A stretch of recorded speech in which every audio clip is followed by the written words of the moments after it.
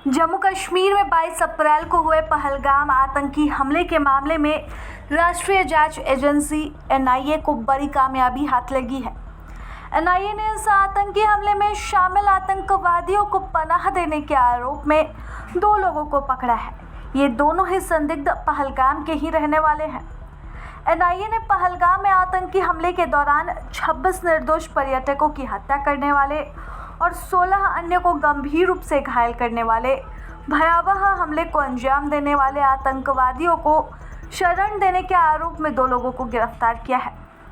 जांच एजेंसी ने अपने जारी बयान में बताया कि पहलगाम के बटकोट के परवेज अहमद जोथर और पहलगाम के हिल पार्क के बशीर अहमद जोथर ने अपने हमले में शामिल 3 सशस्त्र आतंकवादियों की पहचान का खुलासा किया और यह भी पुष्टि की कि वे प्रतिबंधित आतंकवादी संगठन लश्कर-ए-तैयबा से जुड़े पाकिस्तानी नागरिक थे।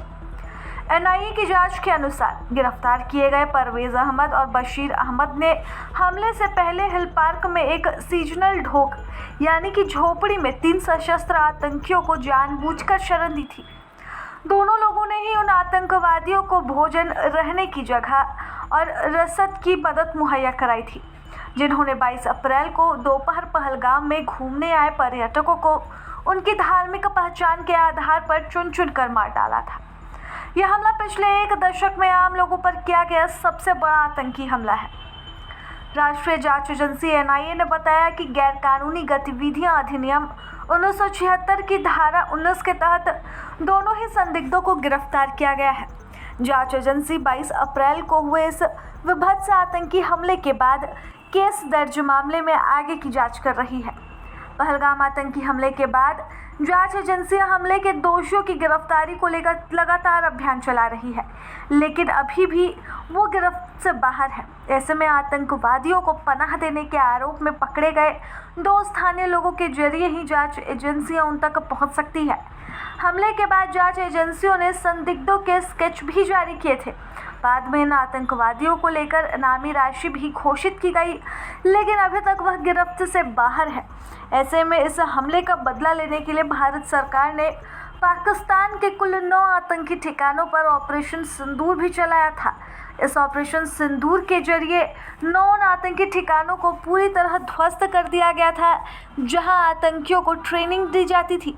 इसके बाद से ही भारत और पाकिस्तान के बीच रिश्ते और तल्ख हो गए और विवाद इतना बढ़ गया कि 4 दिनों तक एक दूसरे की तरफ से बॉर्डर पर ही फायरिंग की गई। इसके बाद कई ड्रोन हमलों का दौर भी भारत पाकिस्तान के बीच देखने को मिला, लेकिन बाद में पाकिस्तान ने हार कर खुद ही सीज फायर समझौते की पहल की और भारत ने इसे मान लिया था।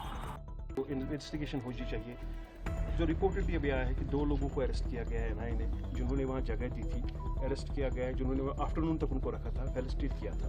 तो क्या एक्सपेक्ट करेंगे हम, एक लीड मिलेगी जो हेनियस क्राइम वहाँ पर हुआ था, उसको जो इन्वेस्टिगेट प्रॉपर थे। उम्मीद तो यही है। देखिए, पहलगाम में जो भी हुआ पिछले महीने, इट वाज कंप्लीटली कंडेमनेबल, एक डास्टर्डली अटैक था। And we been appealing to the government कि आप इंक्वायरी तो सेटअप करेंगे ही, लेकिन यहाँ के जो लोग भी हैं, आप जानते हैं पहलगाम में जो सारा टूरिज्म पे जो चलता था, इट्स बिन शट डाउन। वहाँ की इकोनॉमी कंप्लीटली 1.5-2 महीने से जम्मू कश्मीर की इकोनॉमी क्रिपल हो गई है, क्योंकि tourism is the backbone of our economy. तो मेरी सरकार से यही अपील होगी कि जल्द से जल्द जिन्हें भी अटैक किया उसको आप पकड़िए, और जो यहाँ के लोग हैं उनके साथ आप कुछ कॉन्फिडेंस बिल्डिंग मेजर्स भी करिए। Thank you.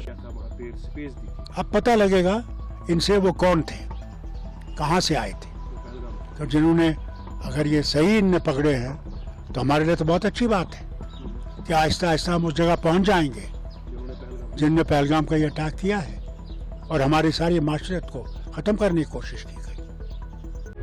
प्रभातखबर.com, विश्वास वही, रफ्तार नहीं।